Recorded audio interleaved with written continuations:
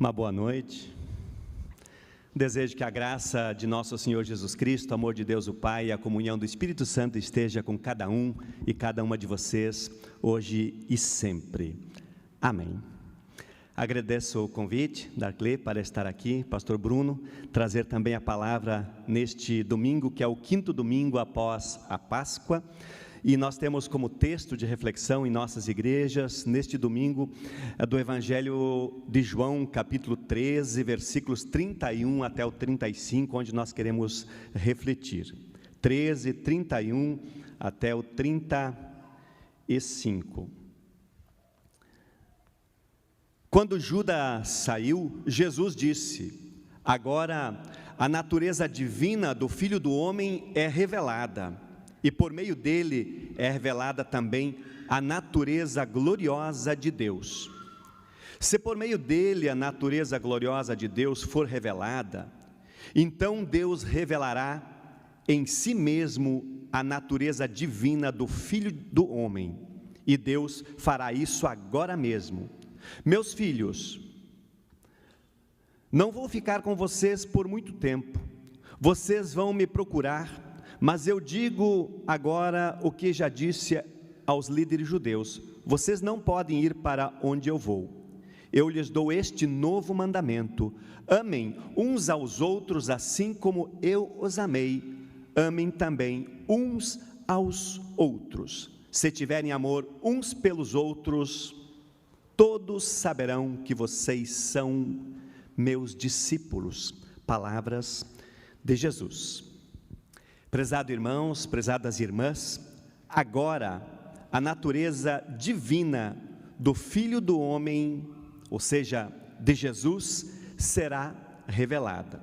E por meio dele é revelada também a natureza gloriosa de Deus. A discussão sobre a natureza de Cristo foi tema de muita polêmica nos primeiros séculos da nossa era. Esteve presente no mínimo em 4 concílios: em 325 em Niceia, em 381 em Constantinopla, em 432 em Éfeso e em 451 na Calcedônia. E 2 palavrinhas estavam em jogo nestes concílios. Eu queria projetá-las, mas eu trouxe aqui impressa também. Os de longe não vão enxergar, mas eu vou dizê-las.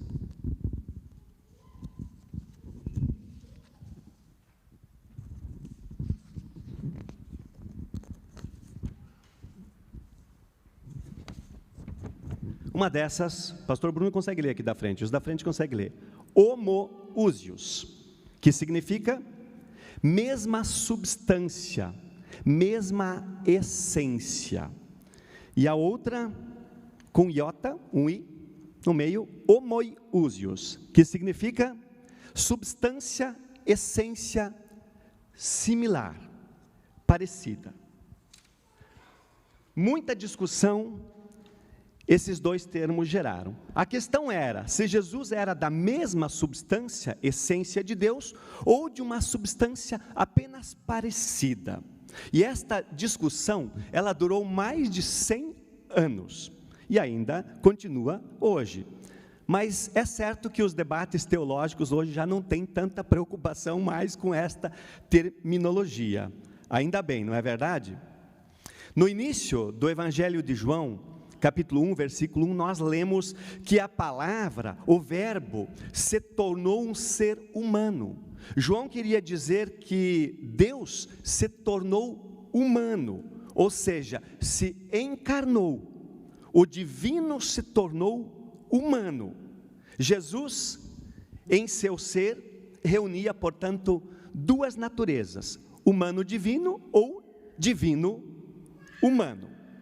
Leonardo Boff, que é um teólogo da nossa era, em um estudo cristológico, ele disse uma frase muito interessante: tão humano assim, só poderia ser divino. Tão humano assim, como Jesus, só poderia ser divino. Por sua encarnação, o Filho de Deus uniu-se de algum modo a todo ser humano, trabalhou com mãos humanas, pensou com inteligência humana, agiu com vontade humana, amou com coração humano. O tipo de amor praticado, vivido por Jesus, revela a sua essência. Não é uma questão de substância, mas de essência. Quem é capaz de amar como Jesus, desta forma, de não esperar nada em troca, tem a essência de Deus em si, ou seja, é Deus. Amor incondicional é o que Jesus mostrou pela humanidade. Amor que não espera ser recompensado, que não pensa primeiro em si, mas se doa por completo. Amor que se manifesta inclusive aos inimigos. Ao bandido que foi crucificado ao lado de Jesus na cruz, ele disse: ainda hoje estarás comigo no paraíso. Jesus ensinou inclusive a oferecer a outra face. E isso não significa, levou um soco deste lado, pede para levar outro deste também, mas significa pagar a ofensa, a agressão com amor.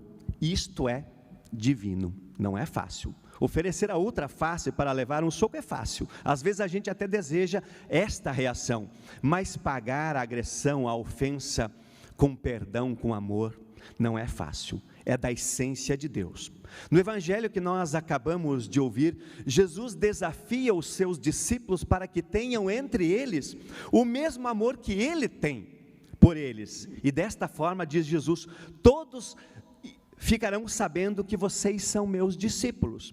Não porque eles vão falar e falar muito, mas aquilo que eles vão viver. Aliás, as primeiras comunidades cristãs, elas eram conhecidas justamente pela prática do amor. O amor ali era concreto. E na primeira carta de João, quem de vocês está com a Bíblia em mãos, no aplicativo, ou no celular, ou impressa, na primeira carta de João, nós temos um texto fantástico. João é o que se dedica mais a falar sobre amor, assim como o apóstolo Paulo também dedica um capítulo inteiro da primeira carta aos Coríntios. Vejam lá, na primeira carta de João, capítulo 4, versículos 7 a 12, se alguém encontrou e quer fazer a leitura, pode vir aqui à frente, ou se consegue ler em voz alta, pode ler de onde está. Primeira carta de João, capítulo 4, versículos 7 até o 12. Vamos ver o que João diz sobre o amor. Alguém achou? Pastor Bruno tem aí? Quer ler para nós? 7 a 12. 4, 7 a 12. Eu estou na NVT. O pastor Alfredo está lendo na NTLH, eu estou na NVT e vocês na NVI, está tudo certo, tá bom? Amados, continuemos a amar uns aos outros, pois o amor vem de Deus. Quem ama é nascido de Deus e conhece a Deus. Quem não ama não conhece a Deus, porque Deus é amor. Deus mostrou quanto nos amou ao enviar seu único Filho ao mundo, para que por meio dele tenhamos vida. É nisso que consiste o amor, não em que tenhamos amado a Deus, mas em que Ele nos amou e enviou o Seu Filho como sacrifício para o perdão de nossos pecados. Amados, visto que Deus tanto nos amou, certamente devemos amar uns aos outros. Ninguém jamais viu a Deus, mas se amamos uns aos outros, Deus permanece em nós, e seu amor chega em nós à expressão plena. Pode ler o versículo 16 também? Verso 16. Sabemos quanto Deus nos ama e confiamos em seu amor. Deus é amor e quem permanece no amor, permanece em Deus e Deus nele. Que palavras mais significativas, e no versículo 19, João diz assim, nós amamos porque Deus nos amou primeiro. Nós amamos porque Deus nos amou primeiro. E se alguém diz, eu amo a Deus, mas odeia o seu irmão, é um mentiroso, pois ninguém pode amar a Deus a quem não vê, se não amar o seu irmão a quem vê.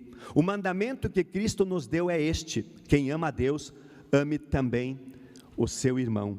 E Paulo dedica um capítulo inteiro, na primeira carta aos Coríntios, o capítulo 13, eu leio alguns versículos, 4 até o 7, Paulo diz assim: quem ama é paciente e bondoso, quem ama não é ciumento, nem orgulhoso, nem vaidoso, quem ama não é grosseiro, nem egoísta, não fica irritado, nem guarda mágoas, quem ama não fica alegre quando alguém faz uma coisa errada, mas se alegra quando alguém faz o que é certo. Quem ama nunca desiste, porém suporta tudo com fé, esperança e paciência.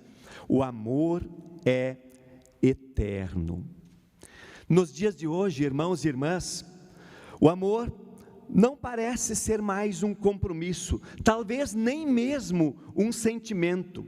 Nós usamos a palavra amor de tantas formas que parece que não se tem mais a dimensão de seu conteúdo, ou seja, da sua essência, a sua origem. Num texto, o pastor Júlio Adam, professor da Faculdade de Teologia, disse assim: infelizmente acho que o amor se esvaziou de sentido na igreja e na nossa vida. Amor é tudo, até na propaganda de final de ano do Banco X, que ele cita, não vou dizer o banco, se fala de amor, e se tornou nada ou muito pouco ao mesmo tempo. Foi reduzido a sentimento que vem e vai. Amor é palavra batida, chavão, consolo barato. E nós, pessoas cristãs, temos uma habilidade de esvaziar os sentidos das palavras, porque usamos de qualquer forma. Você entra hoje numa loja, a atendente nem te conhece, mas já te chama de amor, né? Querido, não te conhece, mas é amor para cá, é querido. Esvazia-se o sentido. O mesmo com a palavra bênção. Quantas vezes vocês já disseram hoje Deus te abençoe para alguém? Ou receberam? Nos grupos de WhatsApp é uma loucura, né? Toda hora vem lá, Deus te abençoe, esvazia-se o sentido. Lembro de uma história uma vez, na outra paróquia onde eu servi por 12 anos, era a hora do almoço, toca o interfone, eu desci, era um sobrado, né? Desci, tinha um senhor lá na porta, daí ele disse: você é o pastor? Eu disse: sim, sou o pastor. Então, pastor, não me venha com bênção, porque eu estou por aqui de bênção. Chega de bênção, pastor, ele me disse. Passei já em umas 4, 5 igrejas, e todos me abençoaram, até o padre. Ele me disse: eu estou por aqui de bênção. O que eu estou precisando, pastor, é de R$27, porque eu preciso comprar uma passagem de Novo Hamburgo até Frederico Westphalen. Quem é do Rio Grande do Sul sabe as distâncias. Aí eu disse: mas olha, eu vou contigo. Na rodoviária de Novo Hamburgo, comprei a passagem, eu comprei um pastel e uma água, embarquei ele no ônibus e disse: você vai para Frederico Westphalen. Se ele queria ir de fato, não sei, mas eu embarquei ele. Eu embarquei ele. Mas vejam como a gente esvazia o sentido das palavras que são tão importantes: amor, bênção, só para citar duas, sem dizer paz e tantas outras. A gente tem uma habilidade de esvaziar os sentidos. Como é fácil ouvir: Jesus te ama, meu irmão. Tá e daí? Tá e daí, né? Ou seja, Deus te abençoe. Tá e daí? Acho que o pastor Bruno citou a palavra: se alguém estiver com fome, de nada adianta, diz, vai e te alimenta. Está com frio, vai e te veste. A palavra é vazia. Aliás, em muitas igrejas se convencionou chamar o outro de irmão e de irmã. Vocês chamam o outro de irmão, de irmã? Ô irmão, ô irmã. Uma vez eu estava refletindo, pensando, por que disso? Por que chamar o outro a outra de irmão e irmã? Talvez porque chamar pelo nome exige tempo, dedicação, trabalho. Você tem que conhecer o nome da pessoa, tem que conhecer a sua história, se comprometer. Jesus amava os discípulos daquela maneira, porque ele os conhecia profundamente, chamava pelo nome, não de irmão, de irmã, né? Deus nos ama porque ele nos conhece profundamente, e por ocasião de nosso batismo nos é dita uma palavra de Isaías 43:1, talvez vocês saibam de cor, uma palavra muito bonita. Como é que está lá em Isaías 43:1? A gente cita no momento do batismo: chamei-te pelo teu nome, tu és meu. Veja que não está lá: chamei-te de cara, de mano, de irmão, ou sei lá do que, mas chamei-te pelo teu nome. Na igreja nós deveríamos chamar as pessoas pelo nome, pelo nome. Vamos fazer um exercício. Deem uma olhada assim, ao redor de vocês. Pastor Bruno, dá uma olhada aí para trás na igreja aí. Quantas dessas pessoas você sabe o nome? Que pode chamar pelo nome? Os do projeto Dorcas, vocês sabem, né? Quantos vocês sabem o nome, de fato? Olha, se vocês souberem menos de 10, tá ruim. Tá ruim. Interessante, né? Que chamar pelo nome dá trabalho. As crianças normalmente chamam o amiguinho pelo nome, né? É pelo nome. Mas assim que eles começam a crescer, daí já não tem mais nome, já vira cara. Ô cara, ah mano, aí vai mudando, não é mais nome, né? Sentar ao lado de alguém, vocês já se imaginaram sentar ao lado de alguém por um ano na igreja, ou em outro lugar, ou na escola, ou na faculdade, mas não sabe o nome de quem é a pessoa que está ao seu lado? Acontece muito. Vocês sabem o nome de quem mora em condomínio vertical, quem mora em cima, quem mora embaixo, vocês sabem? Vocês sabem o nome das pessoas que são vizinhos? Olha, a gente como pessoa cristã, a gente deveria saber o nome das pessoas, chamar pelo nome como Jesus nos chama pelo nome. Quem não consegue isto, é ruim. A gente precisa chamar pelo nome, porque cada um tem também uma essência divina. Quero citar uma palavra do Padre Zizinho, ele disse numa das suas músicas: um dia uma criança me parou, olhou-me nos meus olhos a sorrir, caneta e papel na sua mão, tarefa escolar para cumprir, e perguntou no meio de um sorriso: o que é preciso para ser feliz? E no refrão ele mesmo responde: amar como Jesus amou, sonhar como Jesus sonhou, pensar como Jesus pensou, sentir o que Jesus sentia, sorrir como Jesus sorria.